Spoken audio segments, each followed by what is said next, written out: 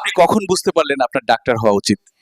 আমার শৈশবে যখন আমি বুঝতে পারলাম আমার হাতের লেখা কেউ পড়তে পারে না।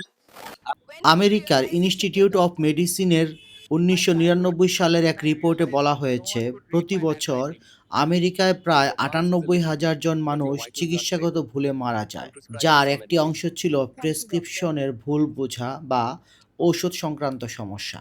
২০০৬ সালে আমেরিকার আরেকটি গবেষণায় বলছে, শুধু প্রেসক্রিপশনের ভুলের কারণে যুক্তরাষ্ট্রে বছরে প্রায় ৭,০০০ মানুষের মৃত্যু হয়। এর মধ্যে অনেক ঘটনা ছিল ডাক্তারদের খারাপ হস্তলেখার কারণে বা ফার্মাসিস্টদের ভুল বোঝার কারণে। ইংল্যান্ডের ন্যাশনাল হেলথ সার্ভিসের মতে, প্রেসক্রিপশনের ভুলে প্রতি বছর হাজার হাজার মেডিকেশনাল এরর হয়। তবে এতে কতজন মারা যায় তা সুনির্দিষ্ট করে বলা যাচ্ছে না, কারণ এর কোনো নির্দিষ্ট পরিসংখ্যান নেই।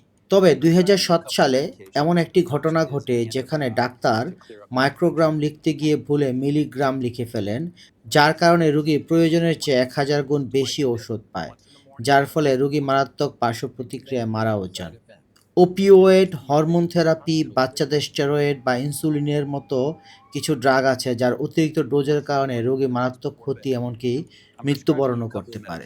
তবে ইউরোপে এই সমস্যা অনেক কম, কারণ সেখানে ইলেকট্রনিক প্রেসক্রিপশন সিস্টেম চালু আছে। ডব্লিউএইচও সহ অন্যান্য স্বাস্থ্য সংস্থার মতে, প্রেসক্রিপশনের ভুলের পেছনে একটি অন্যতম বড় কারণ হচ্ছে অস্পষ্ট হাতের লেখা। ডব্লিউএইচওর medication errors technical series on safer primary care ২০১৬-তে বলা হয়েছে, অস্পষ্ট হাতের লেখার কারণে ভুল ওষুধ বা ভুল মাত্রায় ডোজ দেওয়া হতে পারে, যা রোগীর জন্য বিপজ্জনক।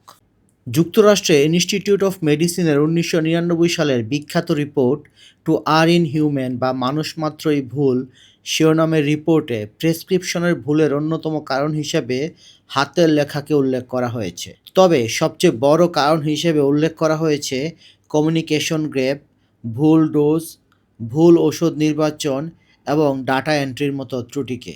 বাংলাদেশে অস্পষ্ট হাতের লেখার কারণে কত পার্সেন্ট রোগী ক্ষতিগ্রস্ত হচ্ছে তার কোনো পরিসংখ্যান নেই, তবে বিশেষজ্ঞদের মতে এই সমস্যা আমাদের দেশেও রয়েছে। এর একটি বড় কারণ হচ্ছে ডাক্তারদের অনেক হাতে লিখতে হয়।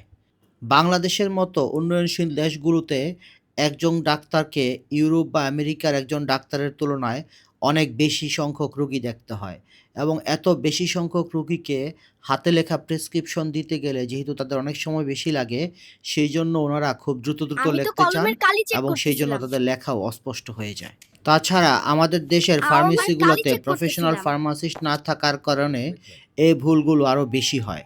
সামান্য একার বা ইকার পরিবর্তনের কারণে যে একটা মারাত্মক ভুল ওষুধ রোগীর কাছে চলে যেতে পারে, এইটা অনেক ফার্মাসির কর্মচারীর ধারণাও নেই।